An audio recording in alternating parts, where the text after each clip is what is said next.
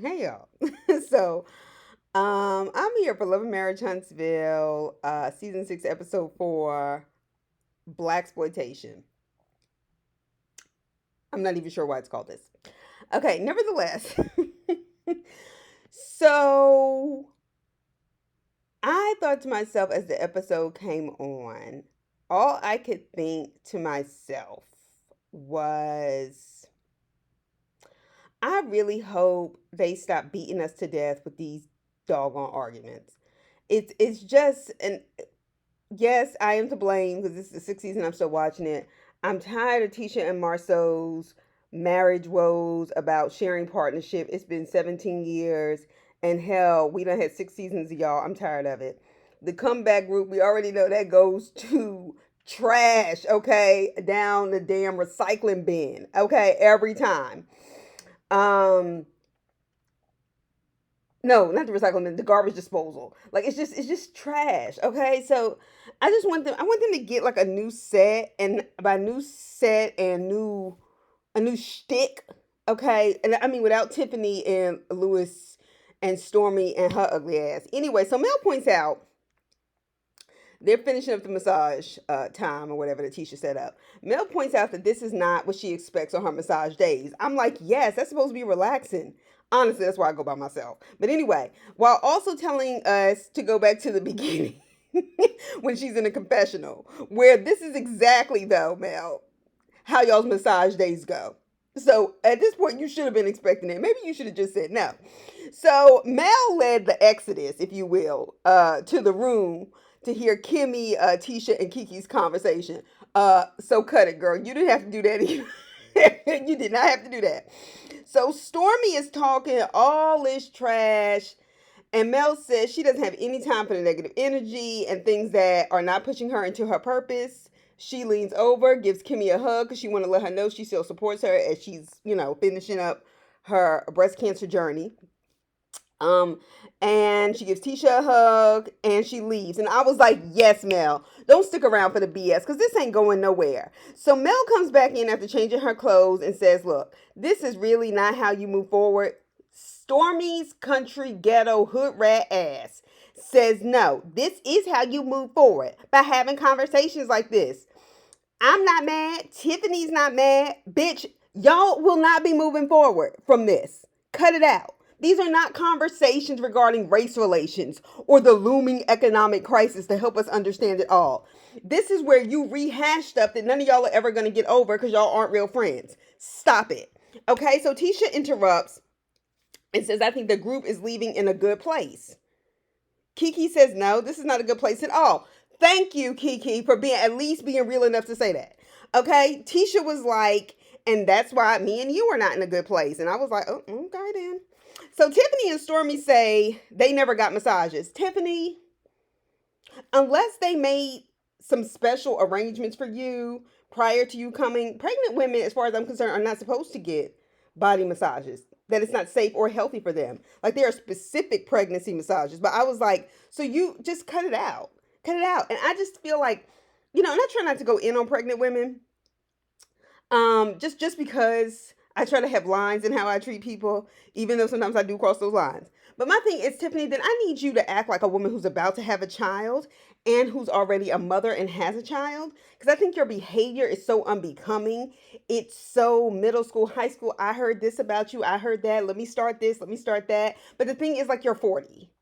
You're 40, and not because you're pregnant, but even before this, you and your husband are shaped the same way. And I'm just like not understanding it at all. It doesn't, no. All right. So, anyway, we get Martell Holt in the batting cage. Okay. And let's just be glad that we don't have Martell Holt and his cigarette face mama. Anyway, he's meeting with his boys, Maurice and Marcel. So Sheree calls, and I guess he doesn't pick up the phone, but he says he knows that she's with his boys, so he doesn't take the call or whatever. Did y'all catch Maurice referring to Sheree as his side buddy? I caught that. I caught that. I caught that. He still makes comments like he's married to Mel or some. Like, I just can't. But that was funny to me. So he was like, that's interesting. Since the last time I saw you, you were trying to play escort to Mel. I said, whoops. I said, Maurice saying? Where is this coming from? So Martell's lying, manipulative ass says, what does that have to do with Sheree? Maurice is like, that's exactly what it has to do with Sheree. You still chasing your ex-wife around. Alexa. Oh, sorry. You still chasing your ex-wife around. Like romantically, not like trying to pick up your kids' stuff. Like, bye. So Martell tells him, Marceau, it's too many M names. So Marceau tells him, look, don't rush it. Just play the field. Obviously, because we know Martell cannot handle it. And that's how I know Martell is a deeply insecure person. I think Martell is sus in many ways, but a deeply insecure person because he is so typical of an, well, all narcissists are insecure. But he needs a woman in his life to constantly validate him, but he doesn't take care of any woman in his life emotionally. In fact, he drains them emotionally. All right. And he continues to still have all these sort of halfway relationships where he's not fully committed, but he's playing these games. Anyway, Martell sounding like Mel a few episodes ago. Why does everybody want to discuss my dating life? The difference with Mel and you, though, however, is you are dating and you're dating publicly. And not only are you dating publicly, you're dating one of the OGs of the Real Housewives of Atlanta. And quite frankly, reality TV. So cut it out. You knew what you was doing when you tried to hook up with her anyway. So Martell tells them about how he has an upscale magazine unveiling coming soon. And I'm like, why the hell is Martell on the front of anybody's magazine? Just for the sake of black people in general. Why? Why? Like, what is he doing? No, seriously, what is he doing? Because, like, we don't know. Except for taking Mel to court trying to get money. Anyway, so Sheree is coming to the unveiling in Huntsville. Marceau's messy ass asked him if Sheree wants more kids. Sheree has 3 grown kids. Okay, graduated from college. She has raised her children. I doubt very seriously she wants to start over. Okay, he was like, yeah, I want a lot of kids. Martell, get your life together. You fucking up with the ones you have now. Okay, just by the way you're treating their mother. All right. Anyway, so Marceau and Gino meet at the office. So Gino is the guy who took Tisha's office because Marceau let him and continues to disrespect and dismiss Tisha. So this seemed more like an interview with one another as opposed to a planning meeting. Like they are supposed to be friends, but they were talking to each other like this is just the first time they've actually been involved in business. And I was like, okay, the producer said, action. All right. So this seemed like that was something y'all should have discussed before he was hired. Because the kind of details y'all were going back and forth on seemed like things that should have been hashed out. So Marceau told Gino that he tells Tisha like his deepest personal problems. But he doesn't do that with the issues as a businessman because he feels like it's his job to protect. And he doesn't want her worried about certain stuff. He says he tries to shield her from it. And he told him, you need to tell her, Gino told him, you need to tell her what the deal is. But if you want to be a man, then absorb the problem. Like, she needs to know that this is happening. And then if that's so important to you, then you handle it and fix it. But don't leave her out. And he was like, honestly, I wish I'd have been more of a partner than my ex-wife. I was thinking to myself, yeah, then probably she wouldn't be your ex-wife. Anyway, and he was like, not having Tisha involved. Gino was telling him this. Not having Tisha involved hurts us more than it helps us. Marceau was like, yeah, I have a lot to think about. I was like, Ninja, you keep saying that every season. You and Tisha keep having the same conversation every season. Like, I don't even know why you and Tisha go through this rigmarole with us. And y'all scenes last too long because it's always the same foolishness. So Kimmy and Tisha meet up. And Kimmy, it's Kimmy's office. Tisha comes over. So Kimmy is letting Tisha have the office space they aren't using because Marceau kicked her out of her own office.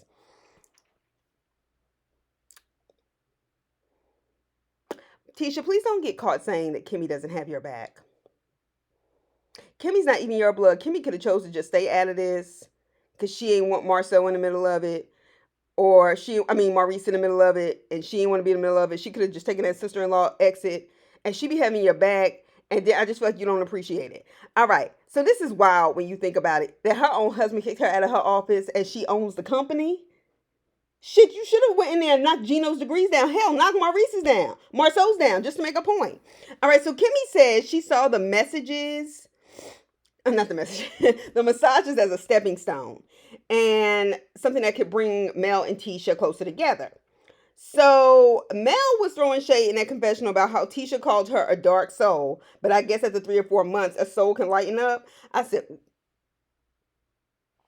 and Mel shows up at the door because Kimmy's invited her. Now I don't know whether Tisha knew she was coming or not, but whatever. Since she grabbed Kimmy's phone last episode and wanted to invite Mel all of a sudden, so deal, okay. So Mel and Tisha were talking in the most passive aggressive way around the way they communicate. I mean, basically taking digs at the way one communicates and the other one doesn't. Whatever. So they're gonna have.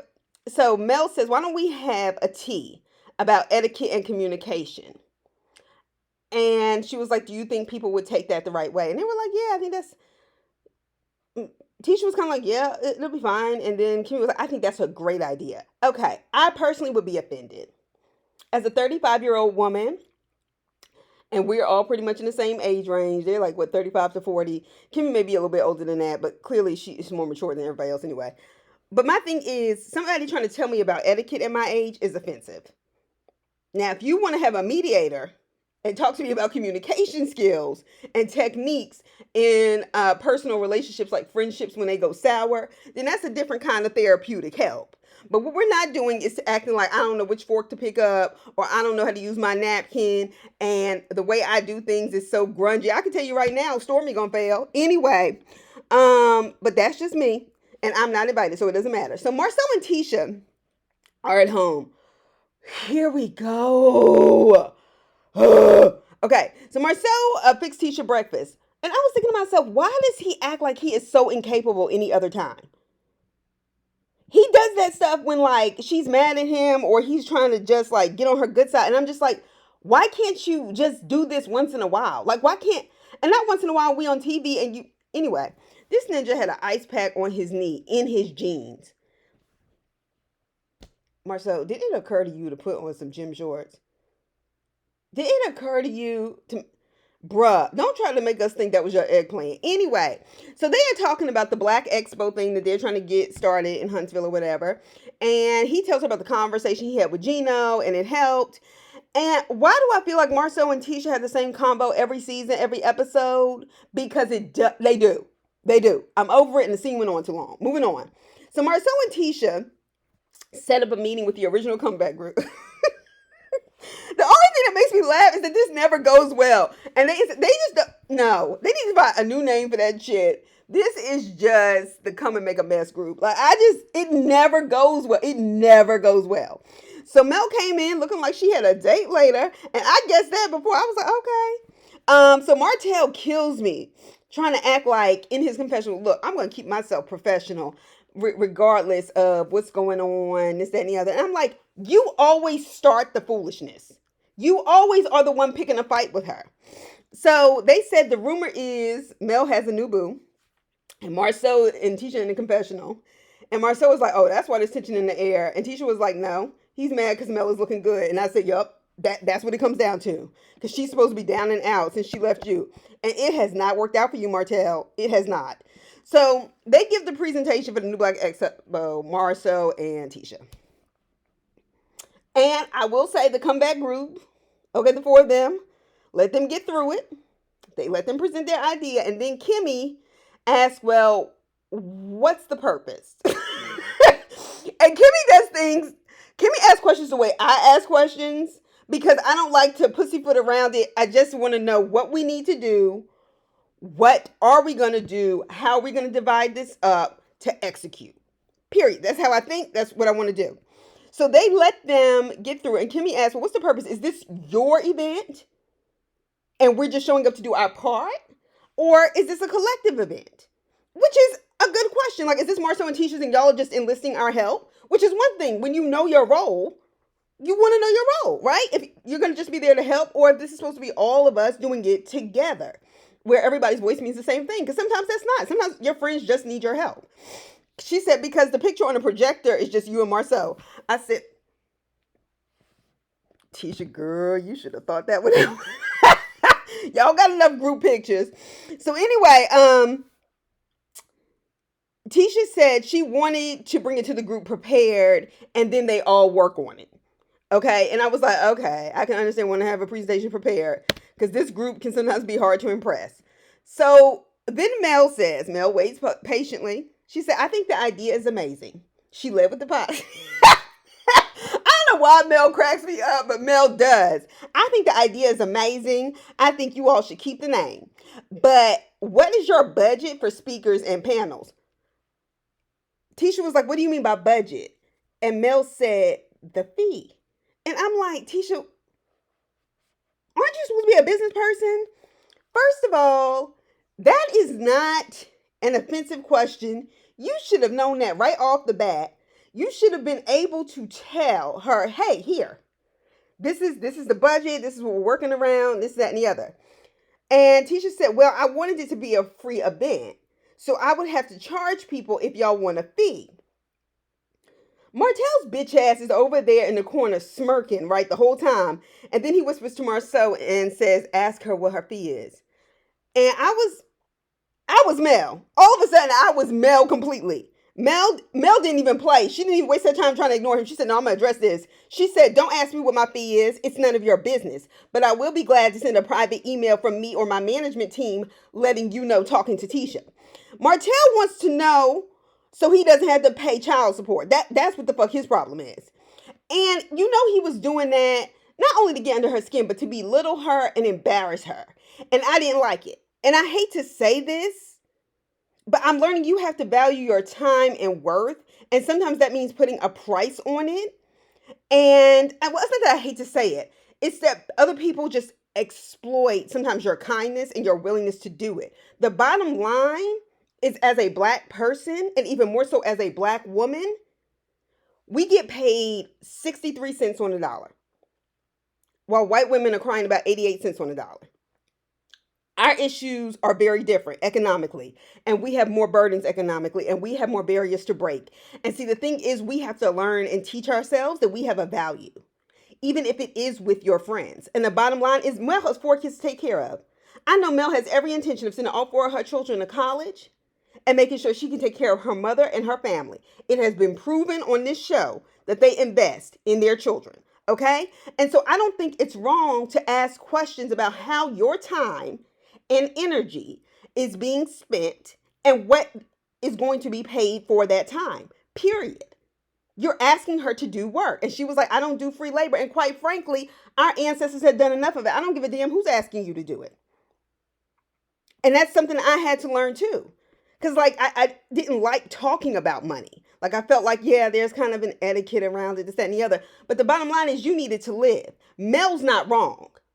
You have to ask those questions. And quite frankly, Martell, if you asked them, maybe your ass wouldn't be broke now that you've left Mel, who knows how to work hard, knows how to make business deals, and you up here playing around with your side chick on Instagram Live, sometimes taking care of your kids, sometimes not, bashing Melody, spending on court fees instead of trying to work out a custody agreement without lawyers where you don't have to pay out like that. Don't play with me. Don't. Okay?